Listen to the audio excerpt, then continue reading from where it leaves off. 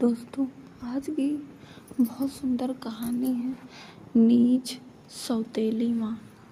आज हम आप लोगों को ये सौतेली माँ की कहानी को सुनाते हैं। एक दिन एक ब्राह्मण ने अपनी पत्नी को अपना बिना खाना खाने से मना किया ताकि कहीं ऐसा ना हो कि वह बकरी बन जाए। इसके जवाब में उसकी पत्नी ने भी उससे यही कहा। वह भी उसके बिना खाना नहीं खाएगा ताकि वह कहीं चीता ना बन जाए। दोनों राजी हो गए। इस तरह काफ़ी दिन निकल गए और दोनों में से किसी ने अपना वायदा नहीं तोड़ा। दोनों एक दूसरे के साथ खाना खाते, पर एक दिन उस ब्राह्मण की पत्नी ने अपने बच्चे को खाना देते समय उस खाने में से चखने के लिए एक कौर खुद का अपने मुंह में डाल लिया। उस समय क्योंकि उसका पति वहाँ नहीं था, सो उसकी पत्नी तुरंत ही एक बकरी बन गई। जब वह ब्राह्मण घर आया, उसने देखा कि एक बकरी उसके घर के चारों तरफ घूम रहा है।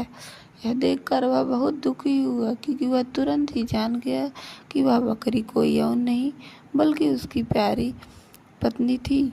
उसने उसको अपने घर के आंगन में बांध दिया और उसकी बड़ी सावधानी से सेवा करने लगा।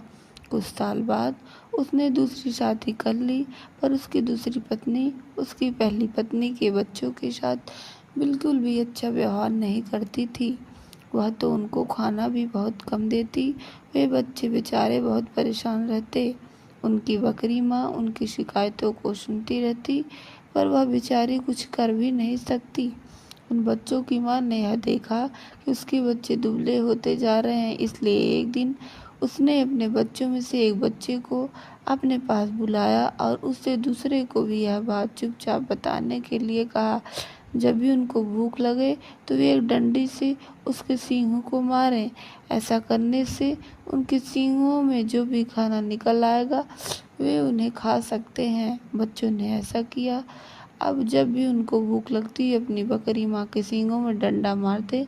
इससे उसमें से कुछ खाना निकल जाता और वो उसको खाकर अपना पेट भर लेते। इससे धीरे धीरे उनकी तंदुरुस्ती अच्छी होने लगी। पर यह तो उस सौतेली माँ की उम्मीदों के खिलाफ था।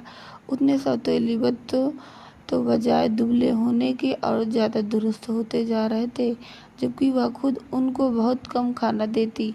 वह उनको इतना तंदुरुस्त देखकर बहुत ही ताज्जुब पड़ गई। यह सब कैसे हो रहा? कुछ समय बाद उस ब्राह्मण की दूसरी पत्नी ने एक आँख की बेटी को जन्म दिया। वह बेटी उस कानी बेटी को बहुत प्यार करती और उसकी किसी भी ज़रूरत को तुरंत ही पूरा करने को तैयार थी, जिसको वह समझती थी कि वह उसको चाहिए। कुछ दिन बाद जब वह लड़की काफ़ी बड़ी हो गई, चलने फिरने लगी, बोलने चालने लगी, अच्छी तरह बात करने लगी, उसकी सौतेली माँ उसको दूसरे बच्चों के साथ बाहर खेलने के लिए भेजने लगी। उसने उसको यह भी कहा वह अपने बड़े भाई बहनों पर निगाह रखे, वे कब और कैसे खाते पीते हैं। लड़की ने कहा ठीक। वह लड़की उनके साथ सारे दिन रही और उसने यह सब देखा कि उसके साथ क्या हुआ। यह सुन कि बकरी उसके सौतेली बच्चों को खाना दे रही थी, वह दूसरी पत्नी बहुत गुस्सा हुई। उसने तय कर लिया वह उस बकरी को जल्दी से जल्द मरवा देगी। एक दिन उसने बहाना किया कि वह बहुत बीमार है और अपने इलाज के लिए एक हकीम को बुलाओ। उसने उस हकीम को रिश्वत दी और कहा कि वह उसके लिए दवा के तौर पर बकरी का मांस खाने के लिए बताए। उस हकीम ने ऐसा किया। ब्राह्मण अपनी पत्नी के बीमारी के लिए बहुत चिंतित था, हालांकि वह बकरी को बिल्कुल मारना नहीं चाहता। फिर वो अपनी दूसरी पत्नी को ठीक करने के लिए उस बकरी को मारने को तैयार हुआ। यह सुनकर उसकी पहली पत्नी के छोटे बच्चे बहुत रोए। वह बहुत दुखी होकर अपनी बकरी माँ के पास गए और उसको जाकर सब बताया। उसकी माँ ने कहा, मेरे प्यारे बच्चों, रो नहीं। जो जिंदगी में जी रहे हो, ऐसी जिंदगी से तो मर जाना अच्छा है। रो नहीं। मुझे तुम्हारे खाने को लेकर कोई दुख नहीं है, क्योंकि अगर तुम मेरा कहा करोगे तो खाना तो तुमको उसके बाद भी मिलता रहेगा। मेरे मरने के बाद तुम लोग मेरी हड्डियाँ इकट्ठी कर लेना और उनको किसी ऐसी जगह दबा देना जहाँ उनको कोई ढूंढ ना सके। फिर जब भी तुमको भूख लगे तुम वहाँ आ जाना, तुमको वहाँ खाना मिल जाएगा। उस बकरी ने उनको यह सलाह बड़े समय से दे दी थी, क्योंकि जैसे ही उसने अपनी बात खत्म की उसके बच्चे वहाँ से गए। तभी एक कसाई अपना बड़ा सा चाकू लेकर वहाँ आया और उसने उस बकरी को मार दिया। उस बकरी के शरीर के टुकड़ों में काट कर पका दिया। ब्राह्मण की पत्नी ने उस बकरी के मांस को खाया और बच्चों को केवल हड्डियां मिली। बच्चों ने उस हड्डियों को वहीं किया जहाँ उनकी बकरी माँ ने उनसे करने के लिए कहा।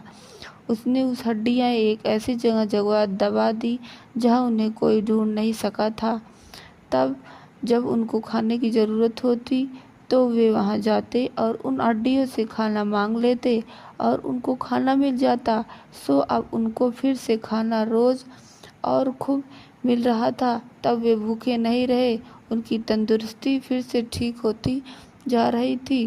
पर बकरी के मर जाने के बाद कुछ समय बाद ब्राह्मण की पहली पत्नी की एक बेटी पानी के नाले में अपना चेहरा धो रही थी। उसकी नाक की लौंग खुल गई और पानी में गिर गई। एक मछली पानी के साथ उसको भी पी गई। अब हुआ यह कि मछुआरे ने उस मछली पकड़ ली और राजा के रसोइयों को बेच दी। रसोइया ने जब उस मछली को पकड़ने के लिए काटा, उसने यह देखकर बड़ा आश्चर्य हुआ कि उसके अंदर तो नाक की एक लौंग थी। वह उसको लेकर राजा के पास गया तो राजा को भी उसमें रुचि हो गई। राजा ने अपने राज्य में मुन्नाही पिटवा दी। जिसकी भी नाक की लौंग खो गई हो वह उसको राजा से आकर ले जाए। कुछ दिनों में लड़की का भाई राजा के पास आया।